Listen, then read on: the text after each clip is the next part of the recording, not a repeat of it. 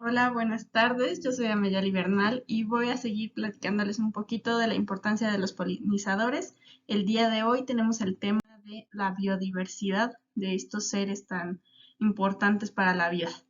La biodiversidad, esta palabra creo que ya todos la hemos escuchado, pero a veces no tenemos tan claro o somos tan conscientes de qué tanto implica y implica lo que es todos los seres vivos tan diferentes que hay.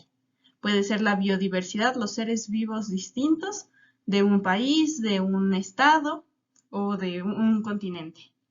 También no es exclusivamente de las especies, como aquí podemos ver una mariposa, una catarina, sino que también la biodiversidad implica las diferencias en la genética de estos organismos. Así como nosotros podemos ver diferencias de un humano a otro en el color de los ojos, en el tipo de cabello, también esta diversidad genética está presente en todas las especies que conocemos y es lo que nos da oportunidades de poder adaptarnos a diferentes ambientes, de evolucionar y la biodiversidad ecosistémica, que ya es otro nivel más amplio del cómo es diferente los lugares que hay en el planeta, así como tenemos bosques, selvas. En este aspecto vamos a empezar a hablar de la biodiversidad de especies. Ya en el video anterior ahondamos un poquito de por qué es importante la polinización para favorecer la biodiversidad genética en las plantas. Ahora vamos a ver quiénes son los responsables de hacer este servicio ecosistémico a lo que se le conocen como agentes polinizadores. Vamos a hablar de quiénes realizan este proceso, que bueno, aquí hay un pequeño pues repaso de qué es la polinización. Es llevar el polen de la flor más femenina a la flor masculina para que pueda continuar su proceso de reproducción. Entonces, hay muchísimos agentes polinizadores, se les llama así a quienes realizan esa función, y donde se tiene más estudiado o se conocen más los números es en los cultivos. Por ejemplo, en este caso, en los cultivos más comunes en el mundo, se ha visto que el 26% de todo el proceso lo realiza la especie Apis mellifera, que es la abeja común, pero también un alto porcentaje, que es el 24%, otras abejas silvestres de las cuales a veces nos olvidamos.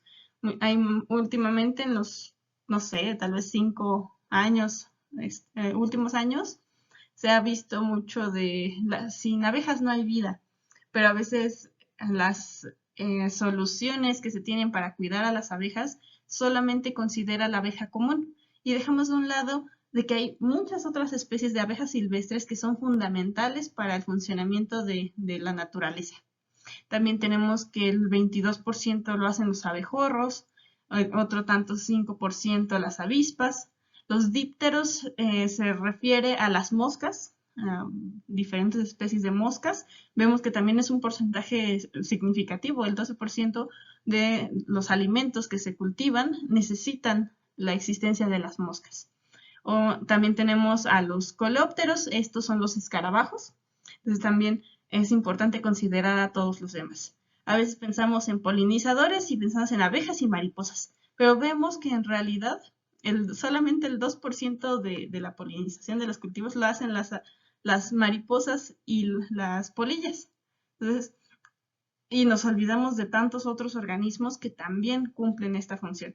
Entonces, para poder cuidar a los agentes polinizadores necesitamos conocerlos, saber quiénes lo hacen y no nada más basarnos a los que son más bonitos o más populares en, pues en la sociedad, como pues son las mariposas y la abeja común. Entonces, vemos que hay una gran cantidad de organismos que están involucrados en este proceso y tan solo ver que al menos conocidas hay 10.000 especies de insectos que realizan esta función, que son importantes para que esas plantas continúen con su proceso. Empezamos con los insectos y aquí otra vez las más este, conocidas, las que se conocen incluso como las reinas de la polinización, pues son las abejas. Tenemos la Apis mellifera, que me parece que, ay, no puedo señalar ahorita, pero aquí está, esta de acá. Pero también a veces nos olvidamos de que existen muchas otras especies diversas, nativas, que cumplen esa misma función y en porcentaje de igual medida. Entonces, necesitamos buscar estrategias para poder cuidar a ambas, ¿no? Poder promover las especies nativas, las especies que son solamente de un lugar relacionadas a ese ambiente, que cumplen la misma función.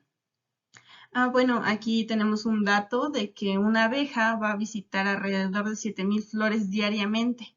Y bueno, todas ellas trabajan en la colmena y es un sistema, digamos, muy organizado.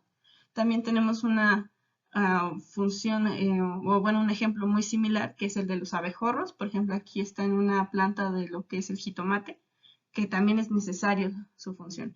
Aquí esta me parece que es de un cítrico. Esta también, esta no se ve, estoy aquí estorbando un poquito, pero es una otra abeja nativa, pero esta es de esas azules. No voy a ahondar en los nombres científicos de cada una porque primero no me los sé todos y además son muchísimos. Estamos hablando de las generalidades de estos organismos. Vemos que hay 20,000 especies de abejas, al menos conocidas, que van a cumplir con la función de polinización en muchas plantas. También tenemos otras que a veces nos dan más miedo incluso, que son las avispas. También cumplen la misma función. Hay unas más chicas, más grandes, que nos van a ayudar a lo mismo, a que podamos tener una producción de alimentos, unos ambientes sanos, que se estén continuamente habiendo una diversidad genética que se pueda adaptar y sobre todo a la diversidad de planeta. Acá tenemos otras que son también de las favoritas porque son más agradables a la vista según la mayor parte de las personas. Son las mariposas. También tenemos una diversidad muy grande de estos organismos. Encontramos formas y colores muy interesantes. Por ejemplo, este se le llama la mariposa colibrí porque su cuerpecito de repente se parece mucho a un ave. Y así como estos, pues hay cientos de especies más. Parientes de las mariposas están las polillas, que también cumplen una función muy importante, que es polinizar las flores que abren en la noche. En la noche, pues hay muchas plantas que es cuando tienen su floración, entonces se necesita organismos nocturnos que cumplan con la polinización. Aquí vemos también, hay una diversidad gigantesca, si buscamos en internet van a encontrar de todas formas, tamaños y colores. Y pues aquí un comentario es de que muchas veces hay lugares donde se les tiene miedo o reserva, como dicen que si entra una polilla a tu casa es símbolo de una mala augurio o algo por el estilo. Pero pues, y por eso se les mata o las sacan. Entonces, esto surge de pues, la falta de conocimiento de la función de estos organismos y de que pues, no nos van a causar un daño, sino al contrario, ¿no? Que también son importantes. Acá tenemos otras que a veces cuando pensamos en la mosca, pues pensamos en la mosca común que todo el tiempo está molestándonos, se podría decir, cuando hay mucha materia orgánica cerca que se está descomponiendo o mal tratada, pues son de los organismos que pues también pueden llegar a ser un riesgo en algunos casos, sobre todo las que se alimentan de alimentos o de materia orgánica en descomposición. Sin embargo, pues eso no implica que todas las moscas hagan lo mismo. O sea, también tenemos una gran diversidad, un gran número de especies que pues no solamente se alimentan de este tipo de materia, sino que también se alimentan del néctar de las flores y al hacer esto trasladan el polen a otras. Entonces cumplen con esta función. Aquí otro dato interesante es de que en la Antártica no hay abejas por las condiciones, pero sí hay muchas moscas de diferentes especies, las cuales cumplen con este servicio, proceso en esa región que es más fría. Entonces, con las plantas de la Antártica de la región ártica, perdón, son quienes cumplen con esta función. Aquí, bueno, hay unas que de repente ni parecen moscas, pero pues lo son. Hay algunas que parecen incluso avispitas o abejas. También llegamos con otros insectos que a veces sí son muy reconocidos, son los escarabajos, que hay de todo tipo, igual que las mariposas y muchas otras, de tamaños, formas y colores distintos y hábitos. Y entre esos hábitos, muchos de ellos es comer también el néctar de las flores y al mismo tiempo favorecen la polinización. Aquí vemos algunos de los ejemplos más conocidos, o las catarinas, creo que son a mi parecer, de los escarabajos más famosos para todos, ¿no? Tanto para adultos como para niños. Aquí hay un caso un poquito más curioso, otros insectos que también se cumplen con esta función, pero en una medida mucho menor, son las hormigas, algunas especies de hormigas. Aquí encontramos estas fotos de ejemplo. ¿Qué pasa? Pues lo mismo, las hormigas buscan el néctar en las flores y de esta forma se les pega el polen al cuerpo y cuando van a buscar a otra flor, pues transmiten este polen a la nueva flor. Entonces, es bastante interesante conocer que otros organismos cumplen con el mismo propósito. Bueno, y no solamente vamos a encontrar que los insectos cumplen con la polinización, sino también encontramos lo que son los vertebrados. Los vertebrados son estos organismos que tienen vértebras, que tienen huesos, como pues, todos los pájaros, mamíferos, reptiles, peces. Y aquí resaltan mucho los murciélagos y los colibríes. Eso sí, ya también es bastante famoso, cada vez se les está dando más importancia y más difusión. Cuando hablamos de la polinización, se puede decir que es una polinización ornitófila, que quiere decir que ornito es referente a los pájaros, que es una polinización que se trabaja o se hace a través de aves. Bueno, normalmente las plantas que necesitan de este tipo de polinización tienen colores fuertes, aquí ya resalta principalmente rojo, anaranjado, amarillo, de forma tubular y tienen mucho néctar, porque es de lo que se alimentan ellos. Aquí tenemos a los que son más famosos en este campo, que son los colibríes, que hay una gran cantidad de especies también, pero pues no son los únicos que cumplen esta función. También hay unos que se llaman suimangas, perdón, y también están los arañeros y otros que se les llama ermitaños. Nos vamos a dar cuenta de que nos van a ayudar con esta función cuando tienen el pico de esta forma, como más larguito, delgado, con una pequeña curvatura. Entonces, y bueno, aquí por ejemplo les comparto, lo pueden buscar, es un cartel de la Conavio, donde tienen la diversidad de colibríes de México, y pues todos ellos viven en regiones diferentes, con plantas diferentes y polinizan toda esa parte, ¿no? Aquí tenemos algunos de ellos, lo pueden consultar en la página de la Conavio, está disponible gratuitamente. Bueno, ahora también vamos a hablar de otros organismos que son mamíferos, que son los quirópteros, es decir, los murciélagos. Entonces, tenemos aquí ya aquí las notitas donde nos recuerda que también cumplen con la polinización en la floración nocturna. Y aquí algún dato curioso bastante interesante es que muchas de esas plantas tienen una forma que hace que los murciélagos las puedan encontrar con sonidos de alta frecuencia. Entonces, creo que más adelante se muestra una más clara, pero tienen como unas pues huecos o formas así con tanto cóncavas y hay unas que son como pues que tienen al tener esa forma los murciélagos las pueden ubicar y ir hacia ellas y alimentarse del néctar y así transmitir el polen. Aquí vemos unos murciélagos, esta foto se me hace muy tierna, todo lleno de polen. Y hay que También aquí hace mucho énfasis en que estos organismos muchas veces se les tiene miedo o se asocia con cosas malas, pero esto también parte de no conocerlos. Entonces nuestra intención es que vayamos dando a conocer un poco las funciones que tienen para que pues veamos que no son malos. Puede ser que no nos guste cómo se ven o puede ser que sí, pero pues hay que saber que son importantes y que necesitamos cuidarlos.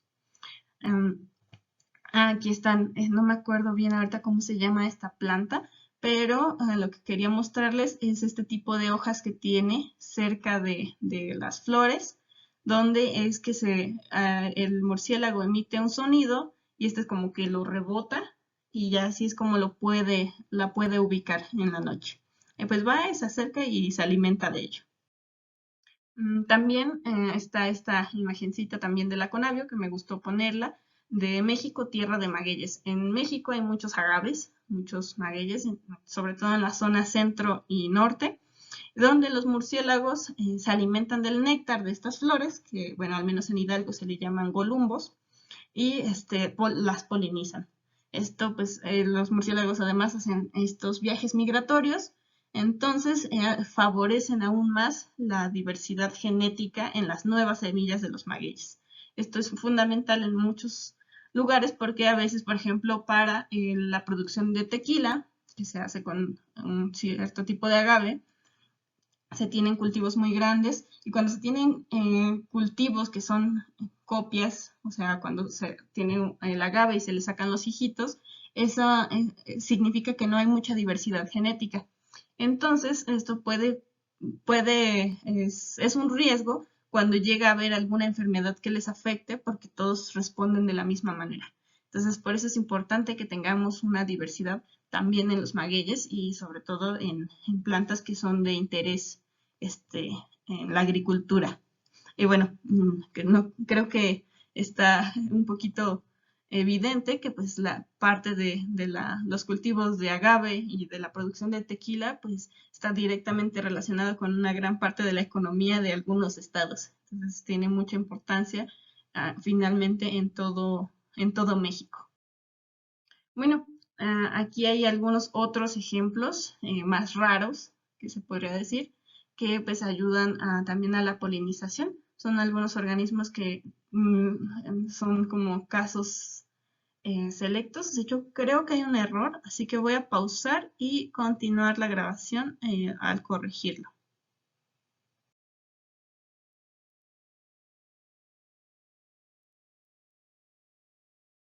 Listo, ya corregí el error que tenía. Entonces vamos a continuar. Como estaba mencionando, hay otros organismos o ejemplos más raros que también polinizan algunas plantas de sus regiones. Por ejemplo, algunos lémures en Madagascar pues son los responsables de esta función con los cactus de allí. Tenemos algunos.